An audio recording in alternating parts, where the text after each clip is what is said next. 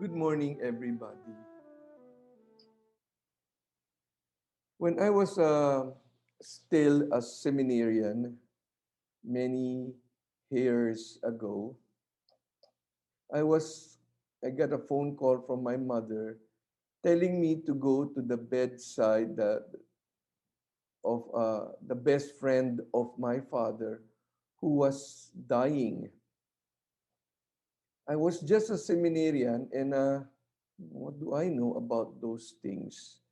What do I know about what you do on the bedside? We haven't, I'm just a seminarian. I was just first year college at that time. And then what made it worse? What made it worse was my mother said, you know, the doctor said he has only a few more days to live.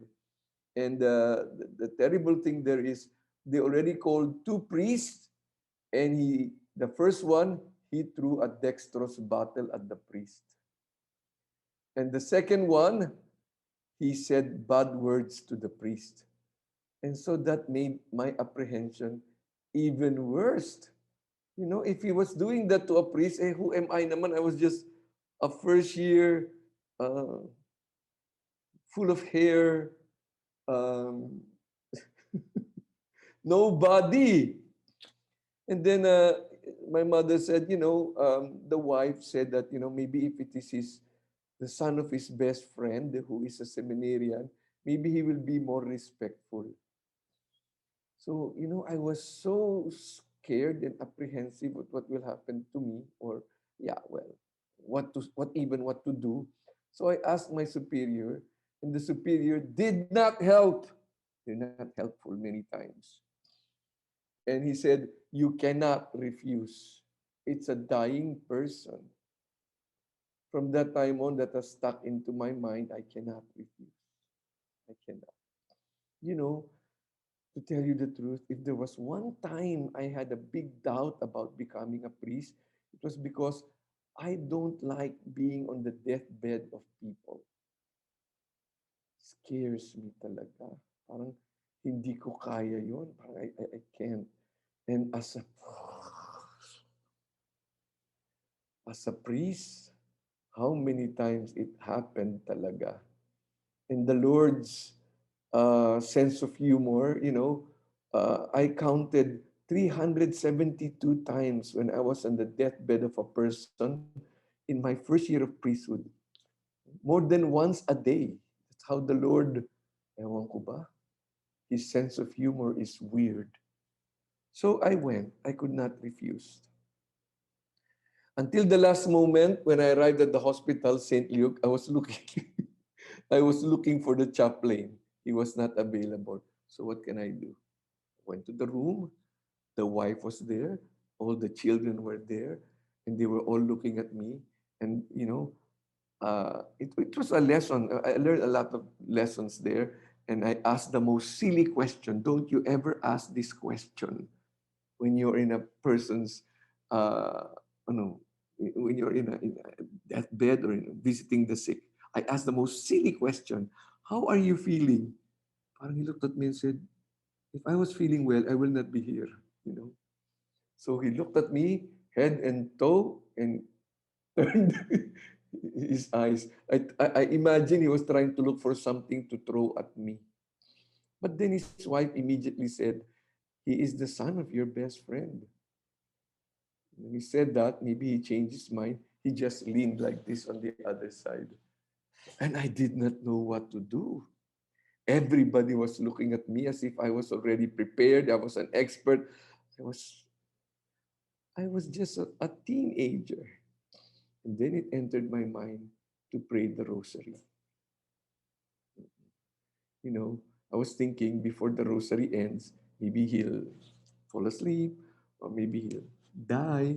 And so that kind of saves me. And maybe the duration of the rosary, I can think of something to do. So we started to pray the rosary. And I thought I would just walk at the back, and no, no, no, no, no, no, no. They were pushing me. So I was there beside him there as I was praying the rosary there. And his back was turned against me. When we reached the third mystery, you know, he waved his hand like this. Like this. Waved his hand like this. And so his wife came. And when the wife listened to him, the wife burst into tears. And the wife said, your dad wants you to pray the rosary louder because he wants to join. Oh my goodness gracious me. Later on, the wife said, I never saw him ever in our married life pray the rosary. He did not change his position, but he wanted to hear the praying of the rosary. And he called again, and he wanted to hold rosary in his hand. Of course, everybody was crying inside that room. Ako naman, I sighed with, ay, salamat. I didn't have to do anything anymore. Needless to say, a priest came to hear his confession that evening, and the next day he died. The very next day. It was really photo finish. And I, thinking back, trying to see what was there? What was there in the hearing of the rosary that kind of changed him? What entered my mind is the Blessed Mother is a mother. The Blessed Mother is a mother. He felt her presence and wanted that presence. And it gave him relief and it gave him consolation. You know, many men think that the rosary is for old women. There are many young women here. It is for little girls in Flores de Mayo attire. It is for funerals when people have nothing to do. It is for processions. Very seldom. Praying the rosary is not a manly thing. But you know, I don't know, I suppose you will agree with me that when you see a man praying with his beads, wow, it's a very manly thing. It's a very manly thing. So wow, parang you admire that person so much. There have been great people who were flaunting, telling everybody that they were praying the rosary. Galileo, Victor Hugo, Pascal, in their greatest difficulties, because they went through a lot of difficulties and persecution from the church, their consolation was praying the rosary. You know, England is known for its educational system. You want your children to study well, you think of sending them to England. Diba? Maybe Sandro will go to England. And during the time of Don Bosco, my founder, St. John Bosco, the Minister of Education of England went to see Don Bosco because a phenomena was spreading. He got to know of a phenomena that, you know, Don Bosco's school are made up of street urchins, boys from the streets, and yet they were topping the state examinations. So he wanted to know what was the secret of Don Bosco. So he visited Don Bosco's place. And when he arrived there, he was so amazed that in a study room full of sea urchins, dirty, they come for work, and they go at night after their work, from work, they go to Don Bosco's place to study and to have classes. So they were dirty and all. A whole 300 sea urchins, street urchins, 300 of them, quiet without any supervision whatsoever. So he was thinking, these boys are, in spite of the fact that they come from troubled homes, they were so concentrated in their studies, and that is why they were topping the state university examinations. And he asked Don Bosco, what is your secret? Why are these boys so disciplined, so concentrated, so focused? And Don Bosco said, you know, my secret, I don't think you can you know, it's applicable to you. Oh, why is that not applicable to me? Well, because you're a Protestant country. So what does that got to do? Because my secret, our secret, why our boys are here is because they pray the rosary every day. Pray the rosary every day. Street kids who do not come necessarily from religious homes. And the famous words of the Minister of Education of England said, I will tell this, I will report this to London. That was the famous words. You know, there is a study that says that when it is the men who lead in the rosary and in the prayers at home, like praying before meals and whatever devotions it is, going to church, going to confession, when it is the men in the family who lead it, when the children become adults, they carry those practices in their adult life, in their future homes. Not when it's the mother who leads it. The impact of a prayerful father, impact of a prayerful father, I'm sorry to say, it really makes a difference. The children in their adulthood, in their married life, continue to pray the rosary when it was the father who was leading the rosary in their childhood. When the Blessed Mother appeared in Fatima, she predicted the terrible World War II. Terrible war. World War II, more civilians died than soldiers. She predicted the expansion of communism, where churches, where religious Catholics, people were killed. She revealed also the third secret, where there will be the destruction of Rome and the assassination of the Pope. You know, when Pope Benedict went to Fatima, he said that, you know, everybody thinks that the third secret has been fulfilled when John Paul II was assassinated, attempted assassination. That is not yet the third secret. Third secret is still to come. And in all these predictions, what is the solution? What is the solution? The Blessed didn't say anything else except pray the rosary, pray the rosary. What? This constant repetition, as you know, is the solution to these terrible things? Yes. Because when the communists took over after World War II, many countries, one of the countries they took over was Austria. Austria is a Catholic country. So the Russians occupied Austria. So many times the government of Austria requested the Russian government to leave, and they just laughed. Why will we leave? They started to milk Austria, get all their treasures and their resources and so on and so forth.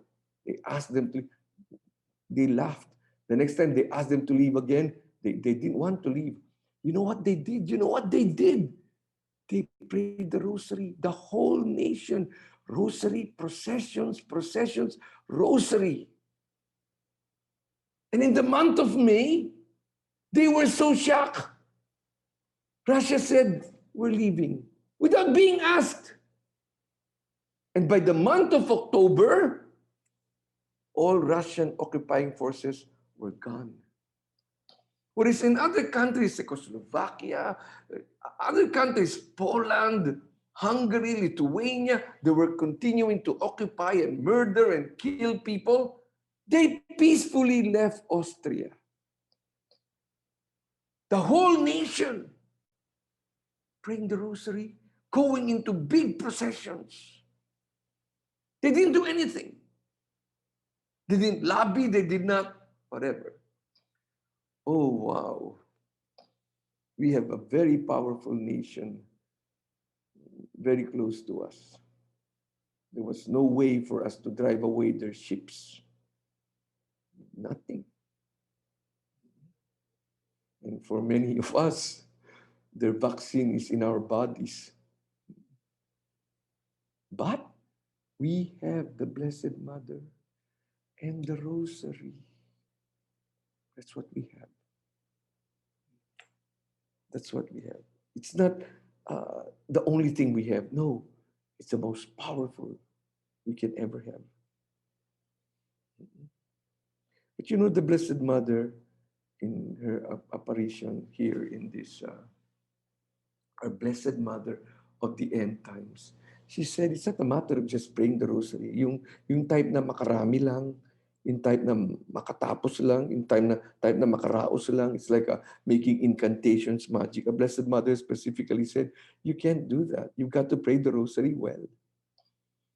If it is any consolation to us, Saint Teresa of the Child Jesus can only concentrate on the rosary for 3 minutes.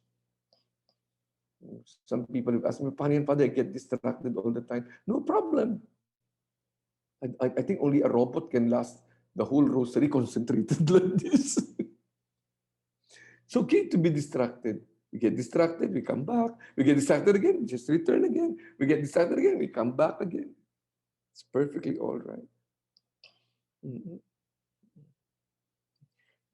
I think I said this already and I say it so many times. That is such a cute baby. Who is that baby? She's so cute. He's so cute. Mariana, it's so cute.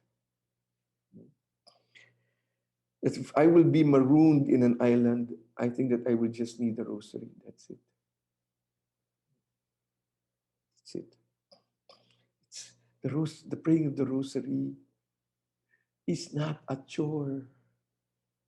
It's not a chore. It's like I can never say Hail Mary enough. I can never say pray for us sinners enough. I need to say it so many times. And each time is kind of different. So let us not treat it like a magic incantation ng mga ewan ko ba, no? It's did you ever get fed up saying mama, mommy? I don't want to say that anymore. You ever? No. The mere saying of it is lifts us up. In our present time, in our present dangers, again, the rosary is our salvation.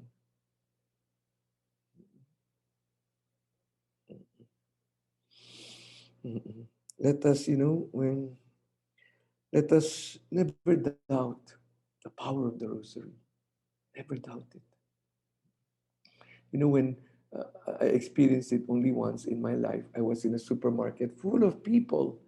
And then my cell phone ran out of battery. For a moment, I kind of panicked. There were so many people, but you feel so isolated. No? Feel so helpless, so vulnerable. That is how we should feel without our rosary. Without our rosary. This is just a cell phone. Without our rosary.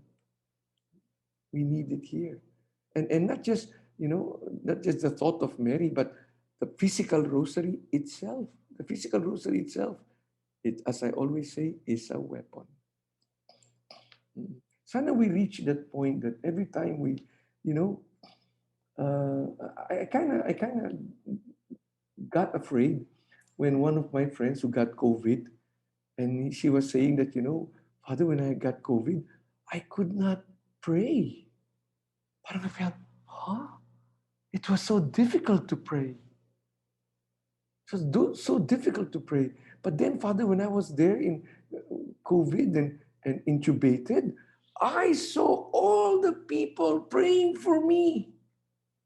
He saw all of them. And they were praying the rosary. And that kind of, made her not feel alone.